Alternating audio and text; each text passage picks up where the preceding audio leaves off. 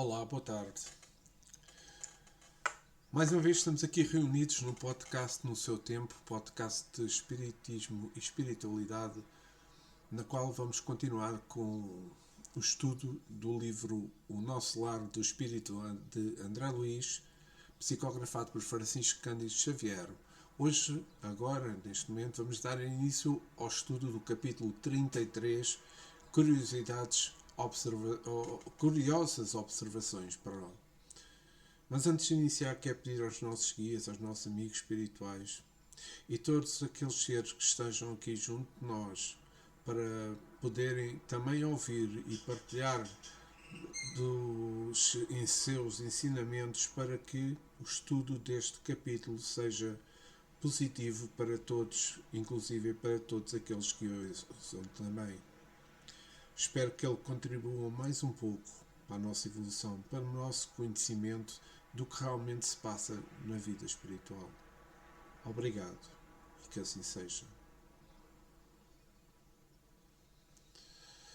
Vamos então dar início ao estudo do 33º capítulo, Curiosas Observações. Poucos minutos antes da meia-noite, Narcisa permitiu-me a ida ao grande portão das câmaras.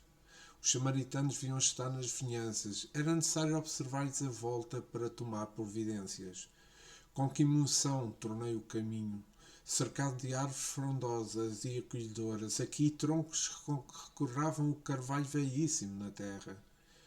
Além, folhas caprichosas lembrando a acácia e o pinheiro. Aquele ar aromatizado figurava-se uma bênção. Nas câmaras, apesar das janelas amplas, não experimentava tamanha impressão de bem-estar.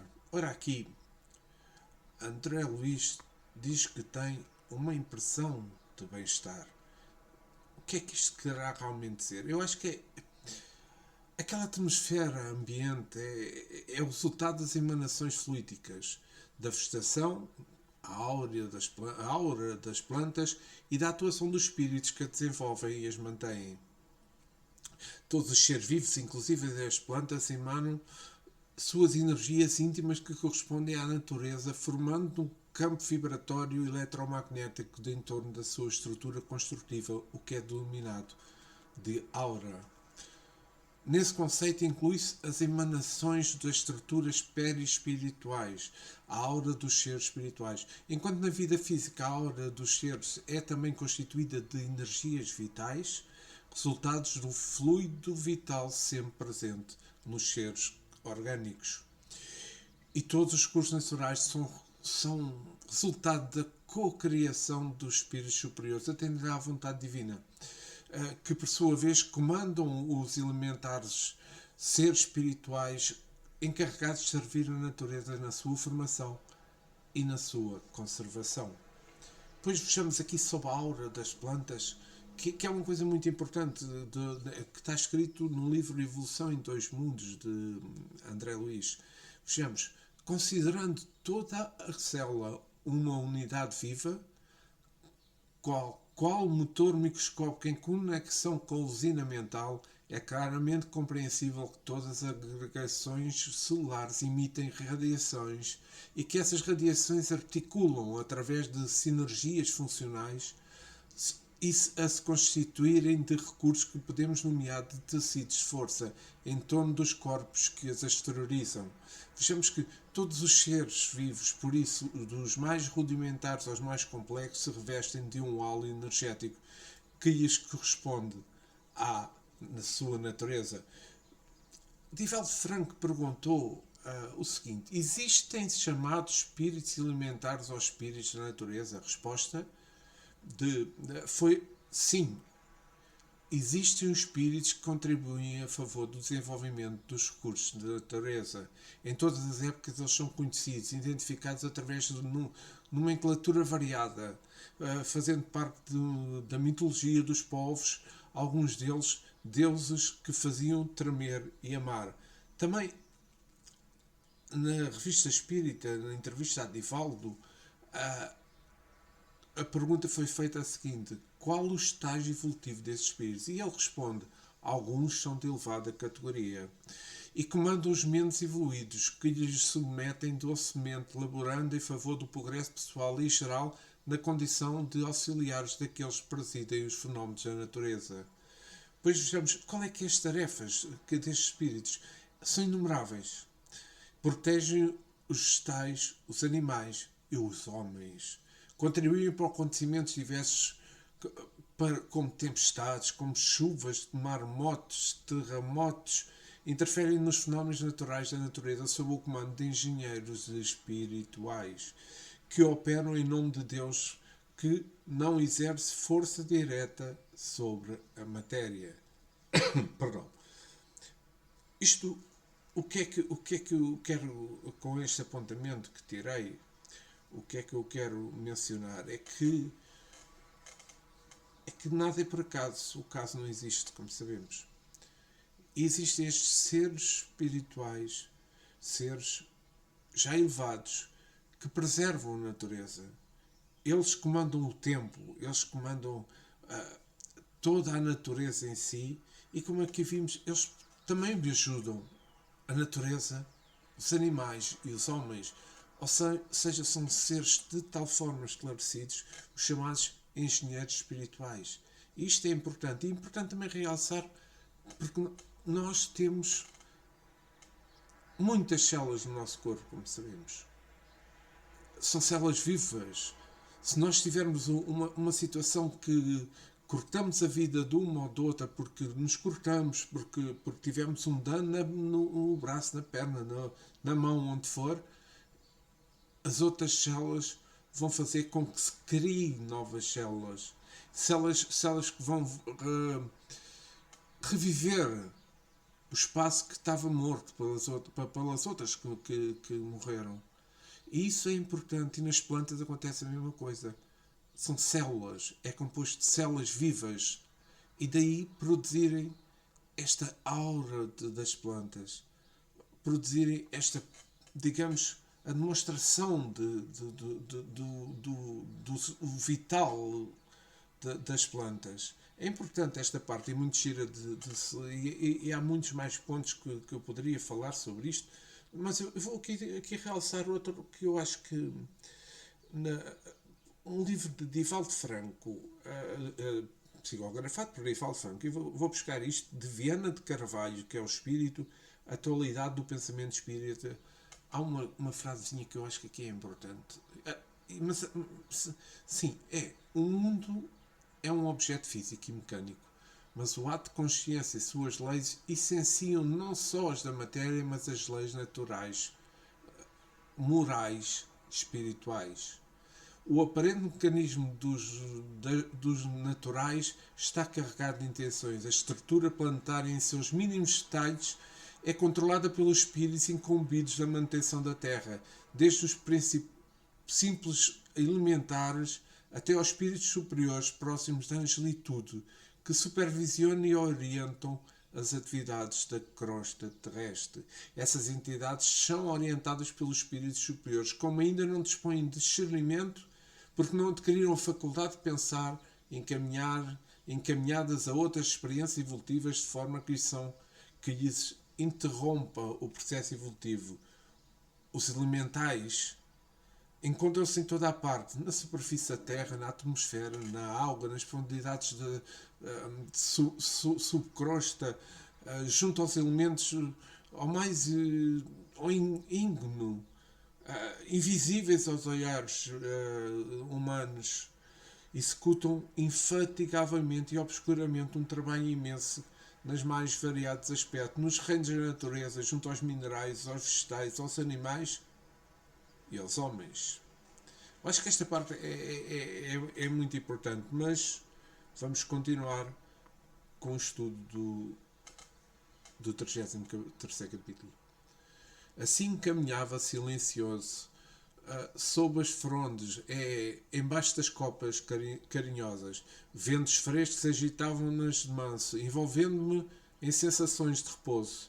Sentindo-me só, ponderei os acontecimentos que me sobrevieram, desde o primeiro encontro com o ministro Clarencio, onde estaria a paragem, o local de sonho, na terra, ou naquela colónia espiritual, ele começa-se a questionar, vejamos, onde estaria a paragem de sonho? Na Terra ou na colónia espiritual? Que teria sucedido a Zélia e os seus filhos, que estamos a falar da família dele?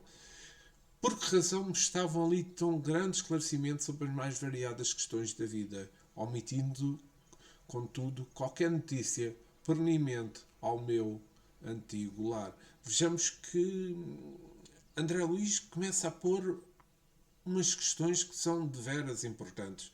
Pois vejamos. Perdão. Vamos refletir sobre os questionários de André Luís. Vejamos. Onde estaria a passagem de sonho? Na Terra ou na colónia espiritual? Pois vejamos que a vida espiritual é a verdadeira vida do espírito. A existência física é uma ilusão, é um sonho que vivemos temporariamente e na qual, inadvertidamente, fechamos, incorporamos nossa existência íntima como se fosse somente aquele corpo. Aquele corpo físico que, na realidade, não é concedido como ferramenta para o empregarmos na nossa evolução espiritual. Afinal, o corpo morre, mas as nossas essências sobrevivem sempre e segue a nossa trajetória evolutiva. No livro dos Espíritos de Allan Kardec, na questão 85 e 86, as perguntas são estas. Qual dos dois é o principal na ordem das coisas? O mundo espiritual ou o mundo corporal? E a resposta é simples.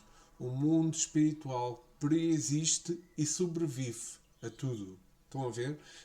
A outra pergunta, a 86, o mundo corporal poderia deixar de existir ou nunca ter existido sem alterar a essência do mundo espiritual? Vejamos. Sim, eles são independentes e, entretanto, sua correlação é incessante, porque reagem incessantemente um com o outro. Estão a ver que a ligação aqui é algo extremamente importante. Mas vejamos, porque é que ele então, André Luís, volta a questionar aqui nesta parte do texto, por que razão não prestavam ali tão grande esclarecimento sobre as mais variadas questões da vida, omitindo, contudo, qualquer notícia pertinente ao meu antigo lar.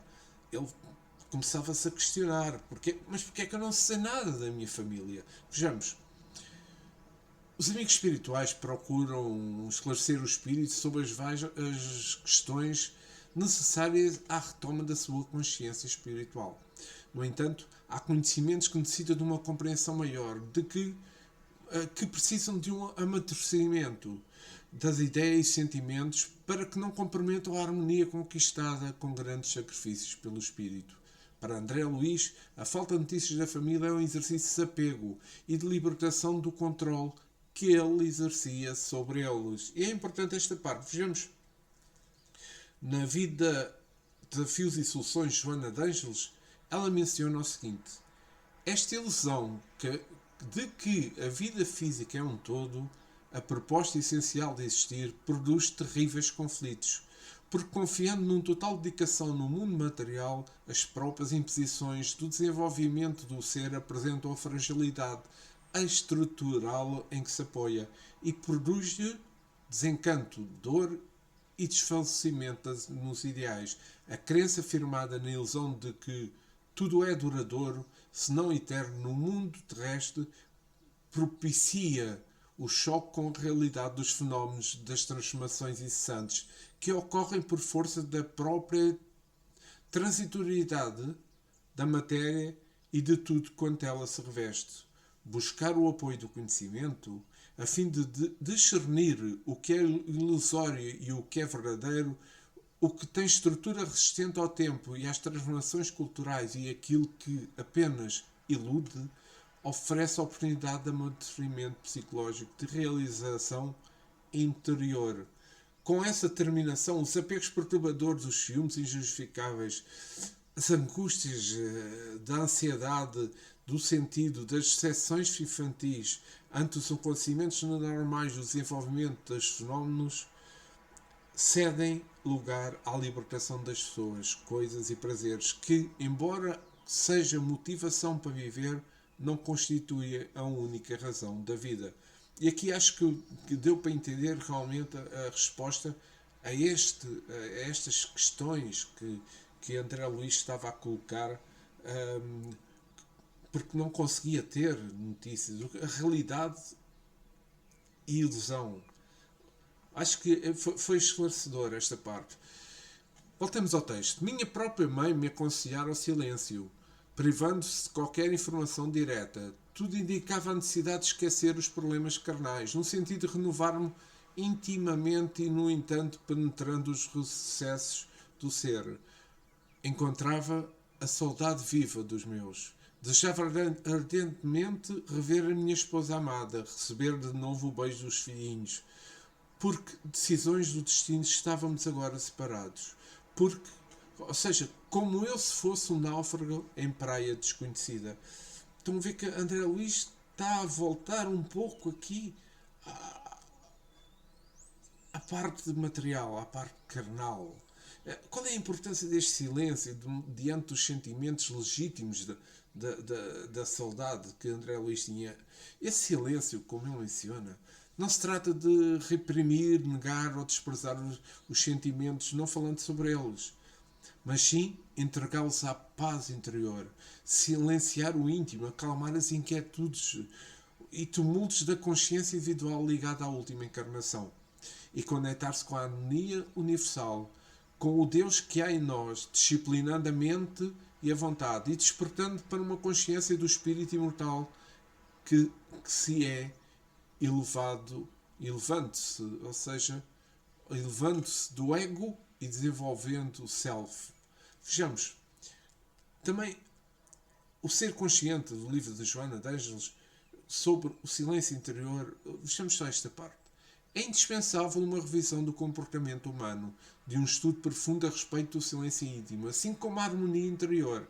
A única maneira de lográ-lo é viajar para dentro de si, domando a mente irrequieta, induzido à reflexão, ao autodescobrimento.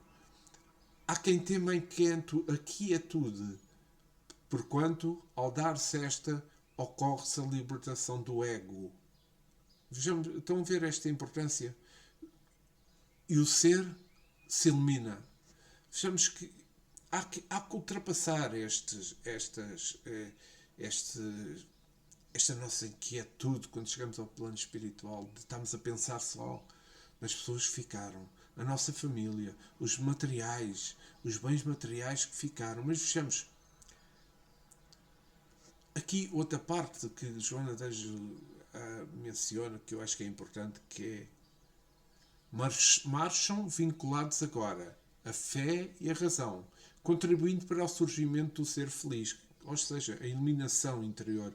O silêncio interior constitui o grande intermediário da paz que dessa união advém, por desenvolver na criatura o sentimento de amor por Deus, por si mesmo, pelo próximo, tornando-se este amor o produto oculto que dilui o ódio, que vence as barreiras impeditivas da fraternidade e inunda-a com os recursos e conteúdos psíquicos liberatórios. Vejamos, o apego egoísta superado cede lugar à generosidade, à adoção e ao indivíduo livre de algemas. Num silêncio íntimo compreendemos a grande experiência de viver o self, o espírito imortal que somos. A harmonia com as leis da vida. Vejam bem a importância disto. Isto porque, a nível mais elevado da consciência, pelo seu menos graduação humana, é o cósmico, que resulta da identificação entre o si e o universo, mergulhando o pensamento em Deus e realizando-se totalmente. Vejamos aqui outra parte sobre o ego e o eu, que eu acho que é importante realçar. Quando reencarnamos, não é apenas a roupagem física que ganhamos para poder ter a experiência terrena, mas também precisamos de uma roupagem psíquica. Um vaso psicológico que possa conter e organizar experiências psicológicas. Chamamos essa roupagem psicológica do eu ou ego. Isto é necessário para que o espírito porque o espírito não pode reencarnar com todas as informações da memória e do passado, e também não tem a capacidade de reter todas as informações vividas de maneira global e consciente. Cada espírito enxerga e compreende dentro da realidade evolutiva que se encontra. Vejamos que é através do ego em todos os conteúdos conscientes se relacionam de vontade, desejo, reflexão e ação. O ego é, para a psicologia, a instância psíquica através da qual o indivíduo se reconhece como eu e tem consciência da própria identidade. Através dele se instala o processo de manutenção da personagem, da noção de continuidade do tempo, a mediação entre o mundo interior e o mundo exterior, conhecimento e teste, realidade, etc. Vejamos que a importância que eu vou voltar a falar da reforma íntima, a importância de conhecermos a nós próprios, conhecermos aquilo que nos está a impedir que nós evoluímos, a impedir que nós tenhamos certas ações, o medo, e é isso que nós temos a eliminar no nosso interior. E temos de dar lugar ao amor de Deus, temos de dar lugar às boas ações, temos que pôr de parte o ego, os medos e tudo aquilo, todas as partes, vivências que nós tivemos que foram más. Temos que acreditar que amanhã é bom. Temos que acreditar que aquilo que fizemos hoje é o que vamos ser amanhã. Aquilo que somos hoje é o que fizemos ontem. Daí que nós temos sempre que criar o nosso amanhã. Dia a dia nós podemos como que renascermos e vamos criar um novo dia. Um novo eu. Entendem? A importância da forma íntima é algo muito, muito, muito forte. Mas continuemos com o texto. Simultaneamente, ideias generosas confrontavam-me o íntimo. Não era eu o náufrago, abandonado, mas sim a minha experiência podia classificar-se como um náufrago frágil. Não devia o desastre senão a mim mesmo. Agora que observava em nosso lar vibrações novas de estudo intenso e construtivo, admirava-me de haver perdido tanto tempo no mundo de insignificâncias de pouca sorte. Ora, aqui, André Luís fala de uma coisa que é importante. Peço desculpa. Garganta seca. É sinónimo de tosse. O que é que significa para ele? Como ele diz, não era eu um náufrago abandonado. Se minha experiência podia classificar-se como naufrágio, não devia o desastre senão a mim mesmo. Vejamos que ele aqui faz uma reflexão que eu acho que é muito importante, porque o amor e a misericórdia divina está em tudo e está em todos. Nós é que nos afastamos do bem e da harmonia maior, com a insignificância que julgamos importante quando estamos na matéria. E quando as consequências das nossas imperfeições e paixões nos alcançam para abalar a plataforma ainda frágil em que pisamos, nos sentimos náufragos abandonados. Mas na realidade o mar que nos movimenta é o próprio acolhimento divino, que nos impulsiona o despertar que necessitamos de nossa essência espiritual rumo à eternidade. No livro Psicologia da Gratidão, de Joana de Ângeles, há aqui uma frase que é importante. Em uma análise mais simplicista, pode-se assegurar que a individuação é algo necessário, é semelhante à autoiluminação dos místicos ou à conquista dos reinos dos céus, proposta por Jesus. Quando o indivíduo se liberta das existências imediatistas do ego para se transformar em um oceano de amor e de tranquilidade, passamos a vivenciar experiências emocionais superiores, sem tormentos, sem ansiedades. Importante esta parte de Joana de Ângeles. Então, vamos aqui, só continuando a reflexão sobre esta parte. Qual é a diferença entre... O que é o individualismo? Vejamos. O individualismo é centrar-nos em si mesmo, sem considerar o outro e como as nossas escolhas e ações possam afetar. Ou seja, somos nós, nós e nós. O que é a individualidade? A individualidade é uma noção de si, dos seus limites, das suas necessidades, de estar consigo para realizar projetos, interiorizar conteúdos e se respeitar. Estão a ver aqui uma diferença muito grande nestas palavras muito idênticas. E vejamos o que é individuação. Esse termo foi cunhado, foi usado pelo psiquiatra suíço Carl Gustav Jung para designar o processo que tornar-se a si mesmo o encontro com a nossa essência. São três palavras muito idênticas, mas com sentidos muito diferentes. Espero que tenham entendido. Voltamos ao texto. Em verdade, muito amara a companheira de lutas e sem dúvida dispensar aos filhinhos ternuras incessantes, mas examinando desapaixonadamente minha situação de esposo e pai, reconhecia que nada criara de sólido e útil no espírito dos meus familiares. Tarde verificara esse descuido. Quem atravessa um campo sem organizar a sementeira necessária ao pão e sem proteger a fonte que sacia a sede, não pode voltar com a intenção de abastecer-se. Tais pensamentos instalavam-se no cérebro da insistência irritante. Ao deixar os círculos carnais, encontrar as misérias e a incompreensão. E que teria sucedido à esposa e filhos deslocados da estabilidade doméstica para as sombras da viuvez e da orfandade. Inútil interrogação. Estão a ver que André Luiz está fazendo uma análise a si próprio e está a verificar que cometeu muitos erros, que esses erros prejudicaram a sua família, e é importante nós referirmos o significado disto que André Luiz perdão, peço desculpa, mencionou.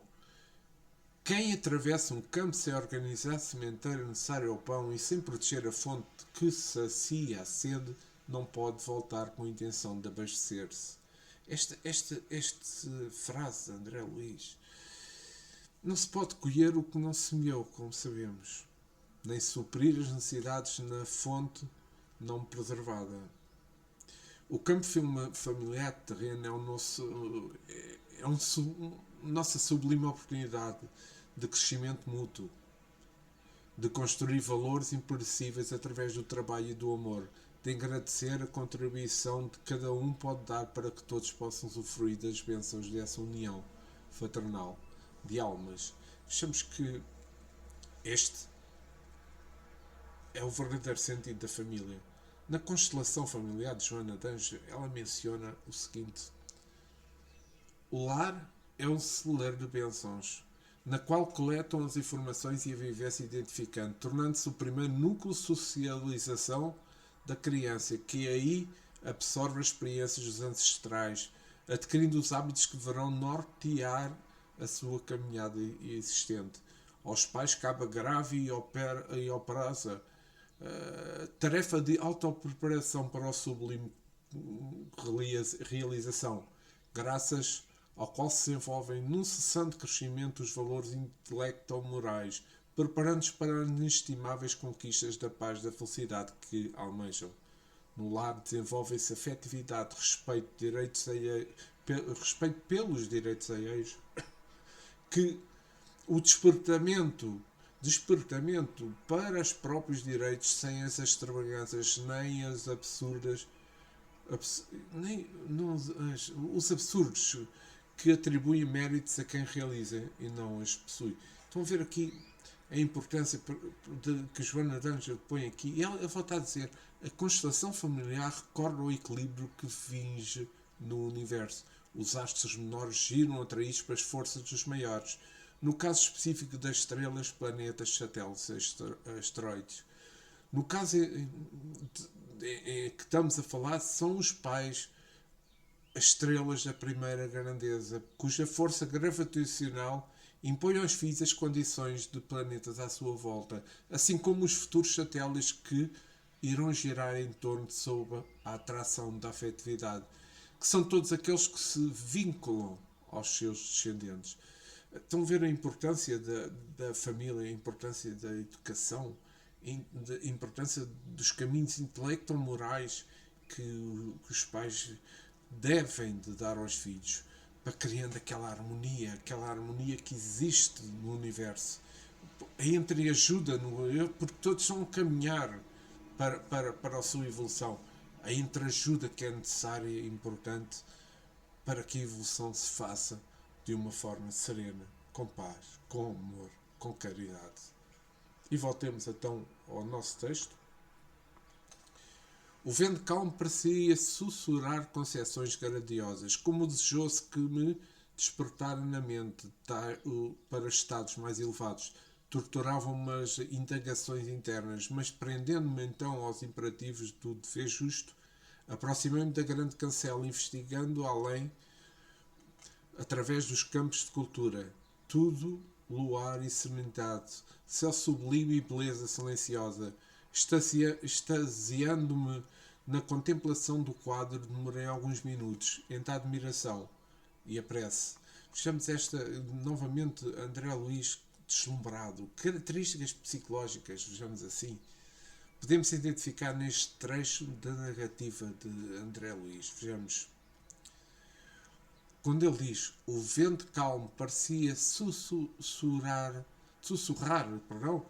concepções grandiosas com que desejoso de me despertar a mente para estados mais elevados. Ele queria dizer que a harmonia dos fluidos ambientais que ele estava a vivenciar percorria em sua luz interior, envolvendo e proporcionando à consciencialização da sua condição de espírito imortal rumo à evolução.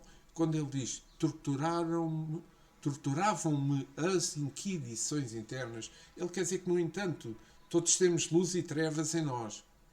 As sombras das oportunidades perdidas, das imperfeições ainda adormecidas em seu consciente, que pouco a pouco iam desabrochando à sua compreensão, o sentimento ainda o atormentavam. E quando ele diz, mas prendendo-me então aos imperativos do dever justo, era no trabalho identificante que ele encontrava o alívio. Reparem bem, porque ele sentia-se bem já a começar a ajudar os outros. Perdão. O alívio das suas estruturas interiores, ou seja, do seu reconhecimento, através da aprendizagem e transformações íntimas que ele possibilita. Se nós aqui nós temos que ver que a sombra que nós temos continua a ser das nossas imperfeições e nada mais do que isso. Mas vejamos na Psicologia da Gratidão de Joana Damspas, psicografado por Divaldo Franco. Ela menciona que todas as criaturas possuem o seu lado sombra, o lado obscuro da existência, às vezes considerado como um lado negativo do ser. Estão a ver? Essa sombra quase sempre responde com muitas aflições que registram-se no seu eco. Atormentando o self é, conforme o Dr. Fritz Dorsch, resultado dos traços psíquicos do homem e da mulher, em parte reprimidos, em parte não vividos, e por razões sociais, educativas e outras foram excluídos da convivência e por isso foram reprimidos. Todo indivíduo é possuidor de aspirações que nem sempre consegue concretizar e vivenciar, recalcando-as como mágoas e não conseguindo diluí-las conscientemente pela superação. Somente esse conflito não exteriorizado conduz à herança ancestral da cultura, em que se movimenta, assim como a presença da característica da autodestruição. Estão a ver a importância disto? Como fenómeno de fuga à realidade. A sombra pode ser vista como uma névoa, uma ilusão em que o sol da realidade se dilui, proporcionando a visão clara de existência na qual todos se encontram situados. E porque as aspirações humanas saudáveis são crescentes à medida que vão ser superadas, algumas dificuldades do merecimento psicológico ampliam a amplitude do equilíbrio e do despertamento para o encontro com a nossa essência. Como estão a ver, a importância de nós podermos fazer uma reforma íntima, volto a frisar. Nós podemos compreender o que somos agora, os erros que temos, para onde é que vamos, o que é que queremos da vida. Nunca esquecendo que Jesus, na evangelização que fez, ele fez tocando o nosso interior. Ele fez com o objetivo que nós nos renovássemos, que nós acreditássemos na vida além, na vida espiritual, na nossa verdadeira vida. Ele fez com que nós nos exportássemos o nosso interior, que nós reprimíssemos aquilo que não era importante para nós, que nós anulássemos essas coisas e que nós crescêssemos espiritualmente. Foi esse o sentido da evangelização de Jesus e que, por vezes, muitos de nós ainda esquecemos. Mas voltemos ao texto. Instantes depois avistei ao longe dois vultos enormes que me impressionaram vivamente.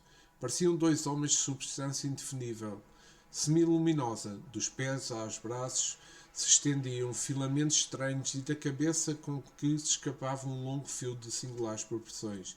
Tive a impressão de identificar dois autênticos fantasmas. Não suportei. Cabelos eriçados, voltei a apressar-me ao interior inquieto e amedrontado. Expus a Narcisa a ocorrência, notando que ela mal continha o riso. Ele disse: ora essa, meu amigo. Disse por fim, mostrando bom humor. Não reconhece aquelas personagens? Bem, vamos aqui parar e vamos ver o que é que isto realmente quer dizer. É possível que hajam fantasmas autênticos da vida espiritual, como André Luís estava a mencionar.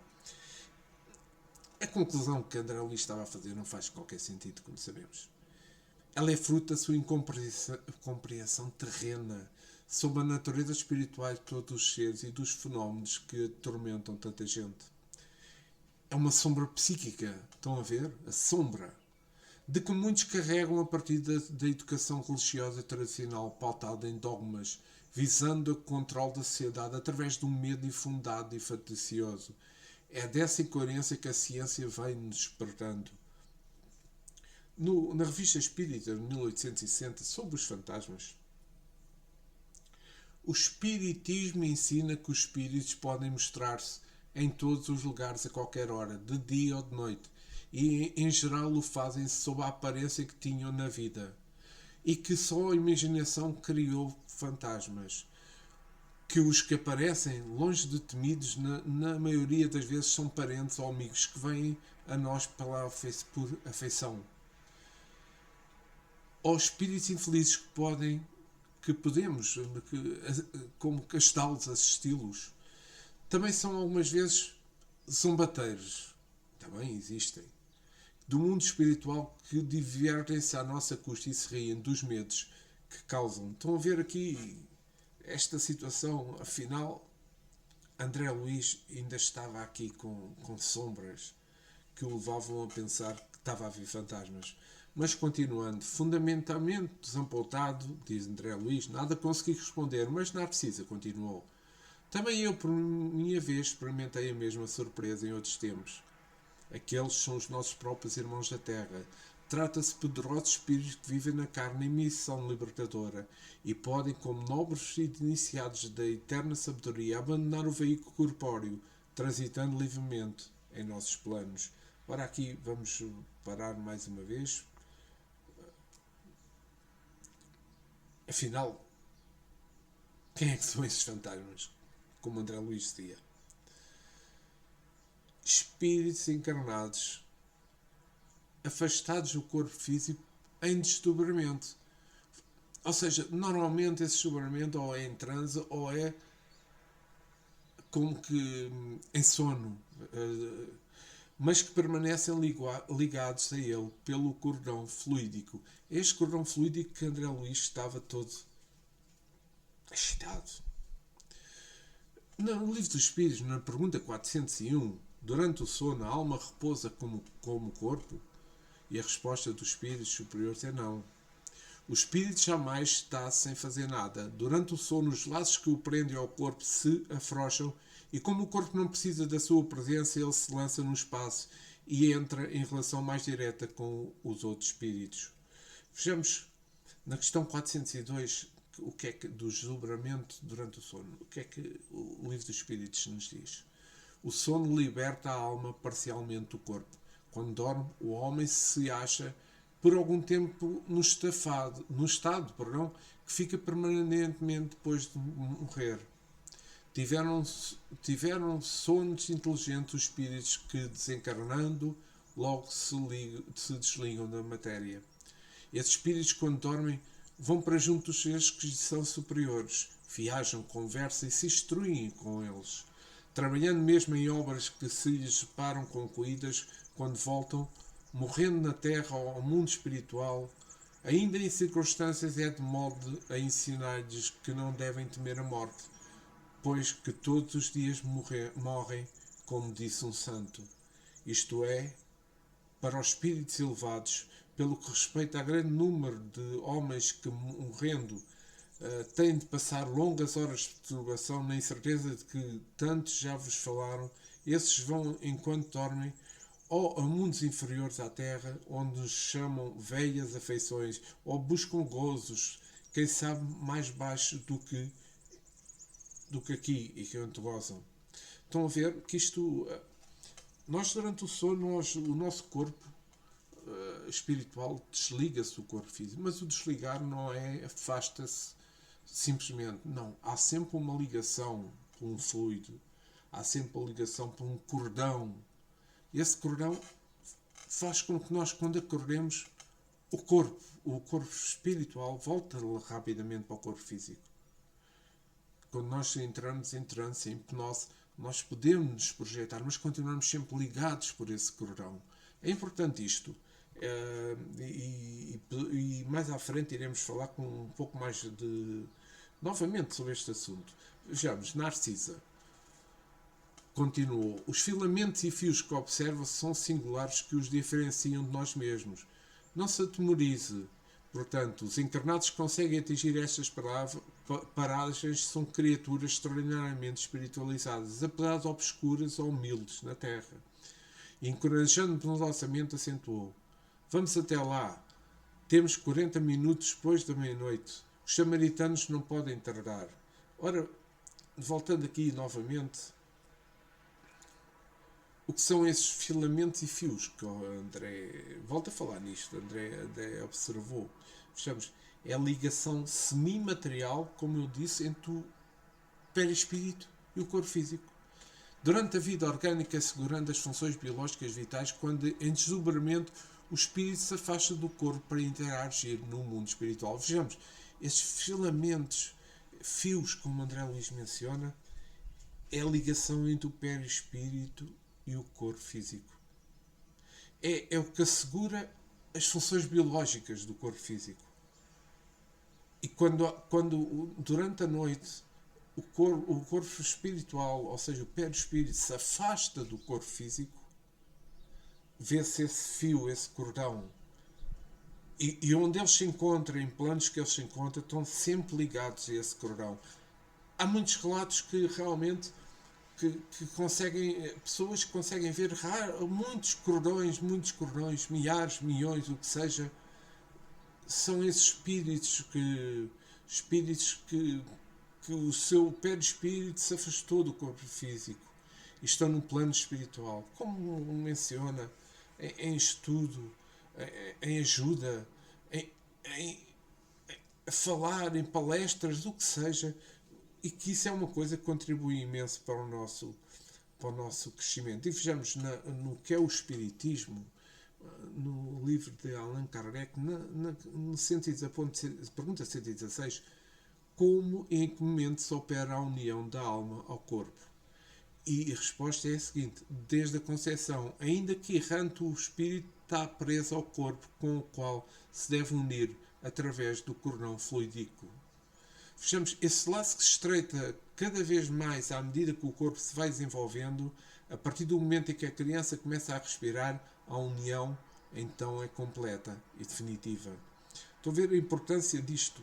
E vejamos no livro dos médios, também na Allan Kardec, no parte 2, capítulo 7, onde está mencionado: os espíritos, assim como os médios videntes, reconhecem o espírito encarnado por um cordão luminoso que termina no seu corpo. Fenómeno que não ocorre quando o corpo está morto, porque nesse momento a separação entre o corpo físico e o espírito é completa. É nessas alturas que é o corte, chamado corte do cordão. Estão a entender? É por isso, é por meio dessa ligação, sim, desse cordão luminoso, que o espírito é avisado imediatamente das necessidades de voltar ao corpo. Seja qual for a distância que os separe, e o retorno acontece com a rapidez de um relâmpago. Estão a ver? Se isso acontecer, nós estamos adormecidos, estamos no sono, o nosso espírito se afasta, mas quando nós estamos a começar a despertar, ele regressa imediatamente. Importante esta parte do livro dos médios, que é um livro que todos devíamos ler. E voltando ao texto, satisfeito voltei com ela ao grande portão. Lobrigava-se ainda a enorme distância, os dois vultos que se afastavam do nosso lado tranquilamente. A enfermeira contemplou-os, fez um gesto expressivo de reverência e exclamou: estão envolvidos em claridade azul. Devem ser dois mensageiros muito elevados na esfera carnal, em tarefa que não podemos conhecer. Ali estivemos minutos largos, parados na contemplação dos campos silenciosos. Em um dado momento, porém, a bondosa amiga indicou um ponto escuro no horizonte enluarado e observou: lá vêm eles. Então, vamos aqui ver o que é que esta parte do texto quer dizer. É que o que seria essa claridade azul que Narcisa identificou? Ou seja, perdão, refletindo o grau evolutivo e o estado mental do espírito, a aura se manifesta em graduações e vibrações luminosas, tanto mais resplandecentes quanto mais elevado é o ser.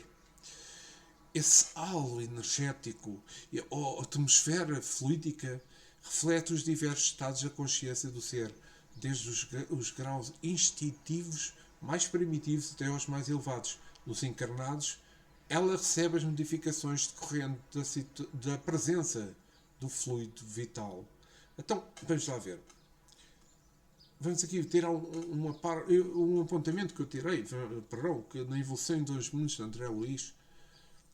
No homem, contudo, semelhante à projeção, surge profundamente enriquecida e modificada pelos fatores do pensamento contínuo, em que se ajustando às emanações do corpo celular os modelam em volta da personalidade. O conhecimento do corpo vital ou duplo etéreo de algumas escolas espirituais duplica mais ou menos radiante da criatura.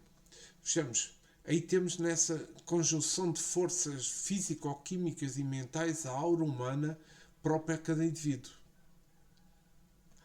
Ou seja, interpenetrando-o.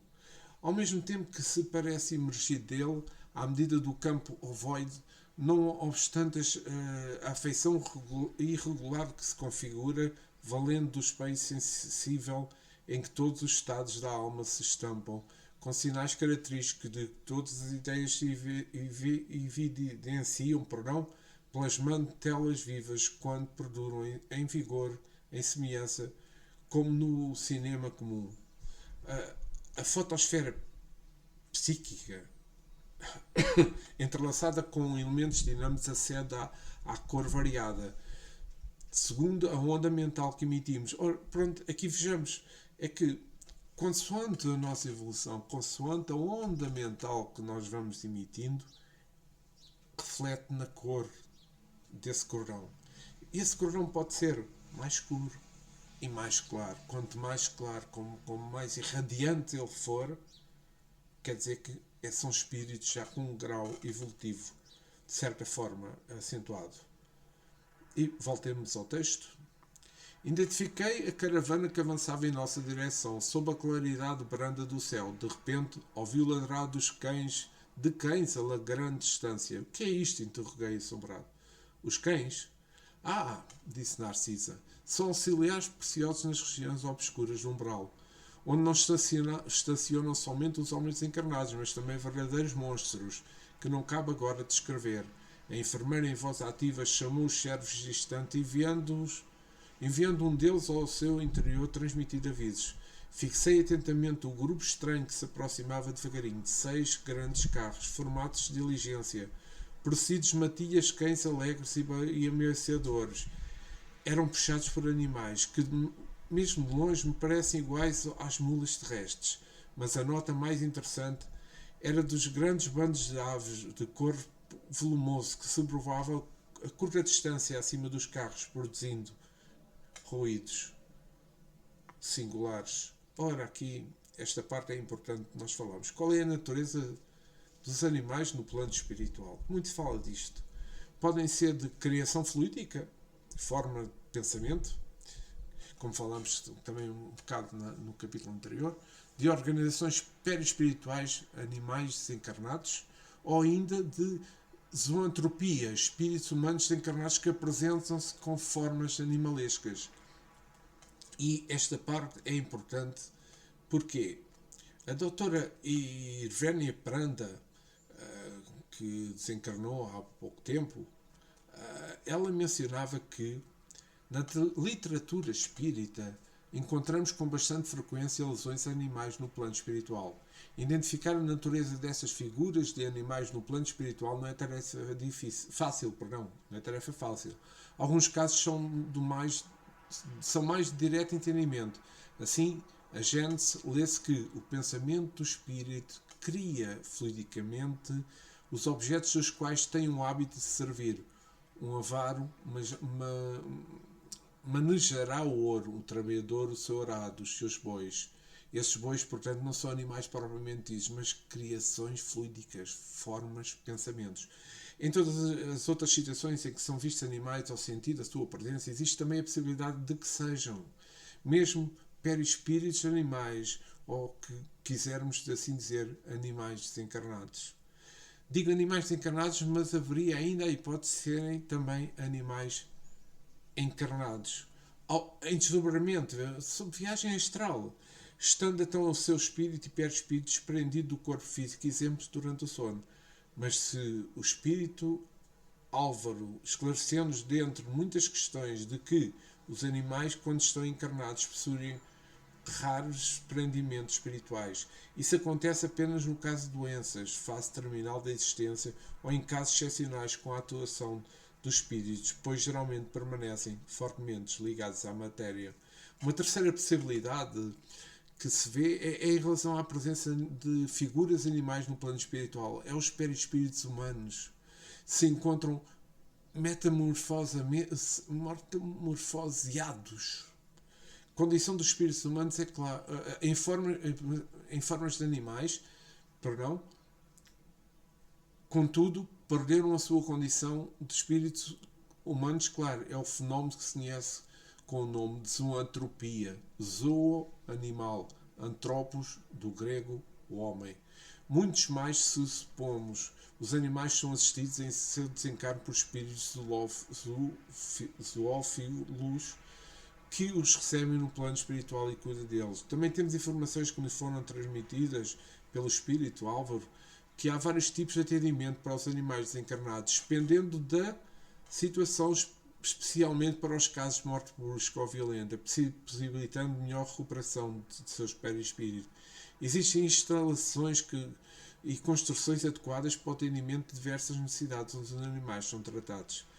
Tendo sido perguntado se os animais têm anjos da guarda, Álvaro respondeu que sim. Alguns animais cuidam de grupos de animais e à medida que eles vão evoluindo o atendimento vai tendendo à individualização. Entendo que os animais, sendo conduzidos por espíritos humanos, não dispõem de tempo livre, digamos, para se relacionarem com outras espécies ou que fazerem o que quiserem, é sempre ao prazer, mas sim da maneira como decidiram seus orientadores. Isto é um breve trecho na Revista Cristã do Espiritismo da doutora Irvénia Pranda.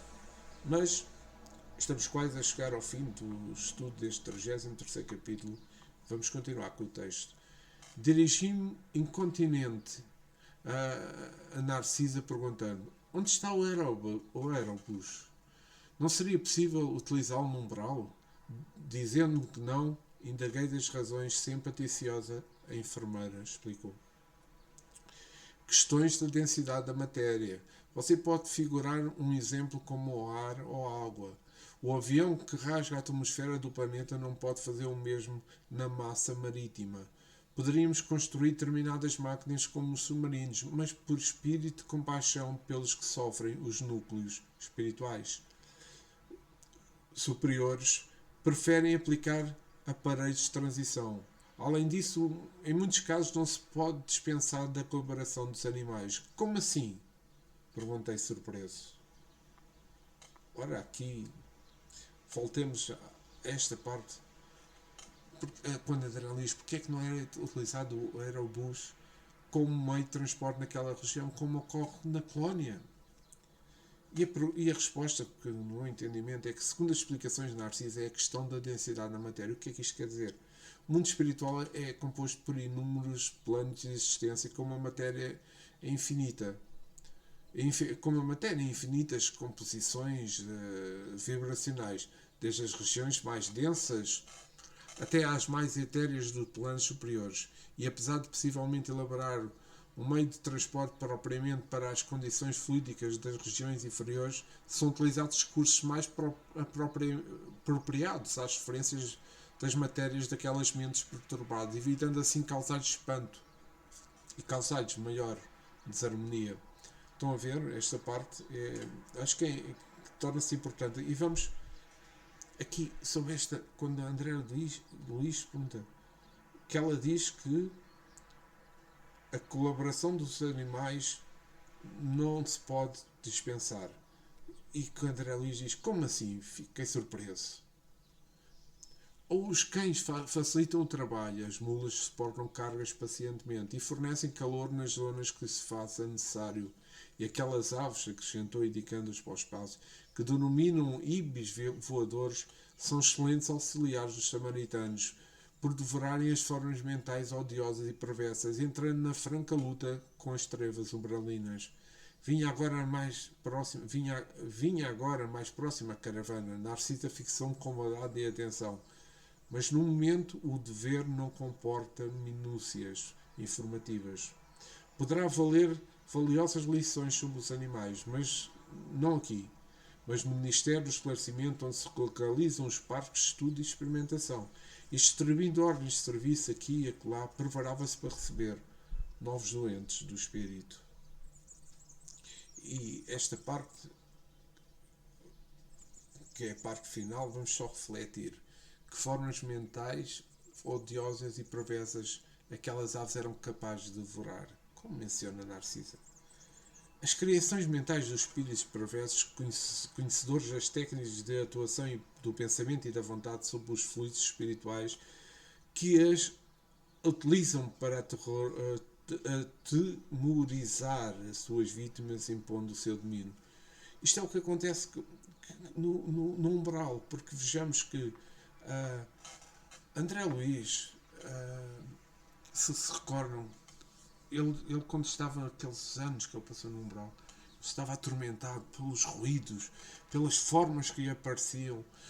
E estas formas eram todas criadas, estes ruídos, não só por espíritos inferiores que estavam em agonia, mas também por espíritos que, sob aquelas formas, sob aqueles horrores, sob aquelas pronúncias, sobre aqueles sons, intimidavam os outros espíritos, querendo-os que eles não despertassem, mas sim que se mantivessem naquela sintonia para continuarem a ser dominados por eles.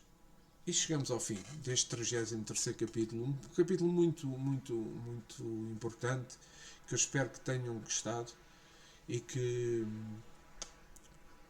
dentro de um par de dias voltarei para o estudo do 34º capítulo desta obra espírita, um grande livro do espírito André Luís, psicografado por Francisco Cândido Xavier, entre os anos 40 e os anos 50. E agradecendo aos nossos guias, aos amigos espirituais,